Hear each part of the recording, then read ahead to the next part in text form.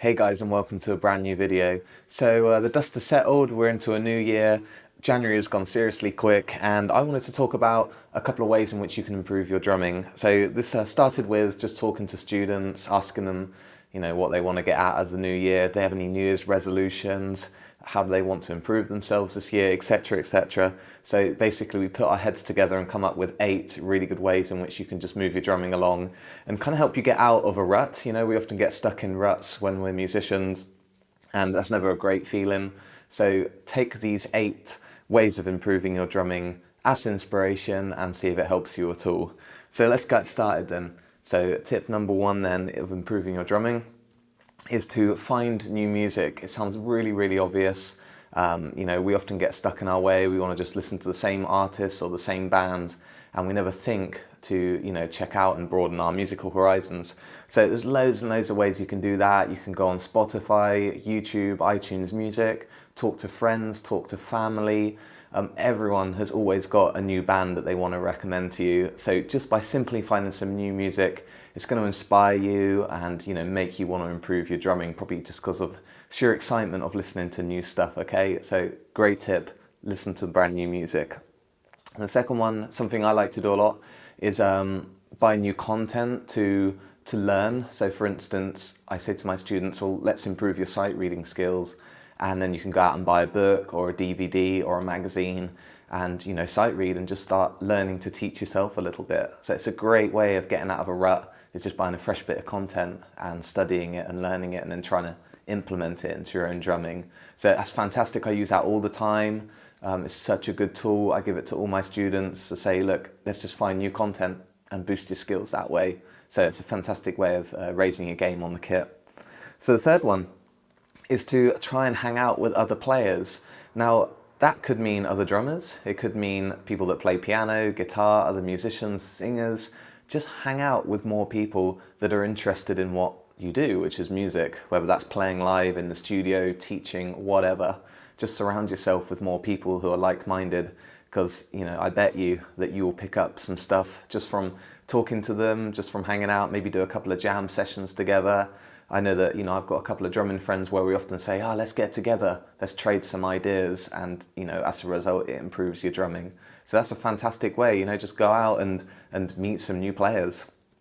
So another one, fourth reason, is to take lessons. It sounds super obvious, but taking lessons, it might, some people might see that as a little bit of a why do I have to take lessons? Am I playing badly? Or, I feel like I've learned everything there is to learn. Well, actually, there's so many things that you can learn on the drums that just being with a teacher will just help you broaden your horizons. Again, it sounds obvious, but just hang around with the right type of people and they will boost your skills, whether you realize it or not, okay? So taking a teacher, they can help you learn new techniques, study new music, boost your sight reading. They can inspire you in all kinds of ways. And I speak that from the heart because I am a teacher and I meet so many people that just want to raise their game on the kit. So great way, just find a new teacher in your local area and join them and get on it. So fifth way of improving your drumming is to play along to the metronome or music more. It's really easy to just jump behind the kit and just play and not really, consider what you're doing. So popping the click on can really help solidify your timing. It can help you know what you're playing well and what you're not playing well. The click's quite brutal with that. And the same goes for music as well. You stick on your iPod and play along some tracks. It's kind of the same deal. It's teaching you to really internalize your rhythms, making sure that you know all the drum parts that you think you do when you're playing without the click or the music, and it will just raise your game. It's going to improve your drumming, your overall timing is going to get stronger, so it's a fantastic way of improving overall. So another reason is to join a band. Easy, yeah? Join a band. Go and find some people that want to play. They don't even have to gig, it could just be that you just want to practice and rehearse. That's absolutely fine, but to play alone is half the story. You want to go out and find people to actually play with and make music with. So it's always a really, really great one that I say to my students, especially the ones who are teenagers, they're getting a bit older, music's becoming a little bit cooler to them. I say, look, talk to your mates, see who plays, join a band. What's the worst that can happen? You're going to learn some things that I can't possibly teach you in class, or over YouTube or whatever. So joining a band is always a great way to improve your drumming. Okay, another reason is to learn a new genre of music.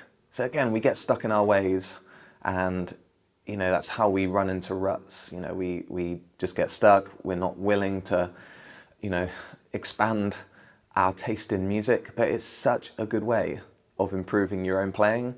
So I'm normally a rock guy or a pop guy, but I love just going out and just looking at some jazz music or some jazz scores or jazz exercises and just seeing what that does to my overall playing.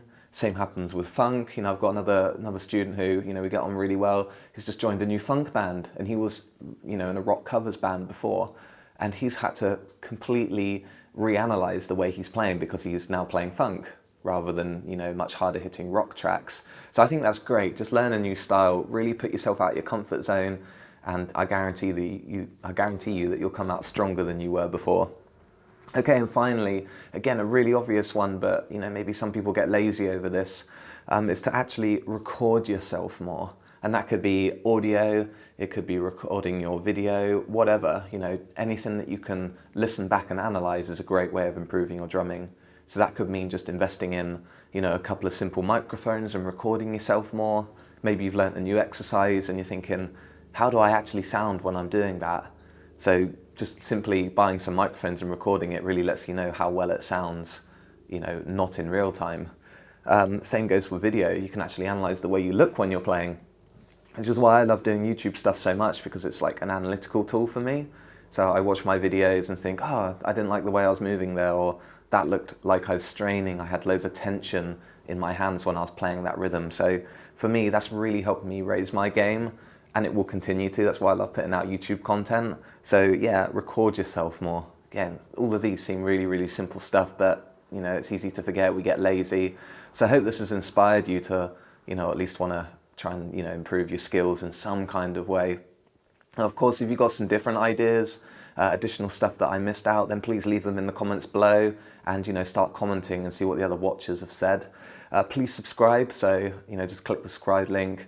I often do videos of this kind of thing, so come and say hello and subscribe, and check out my social media links, alright, which are coming up on the screen. Anyway guys, take care.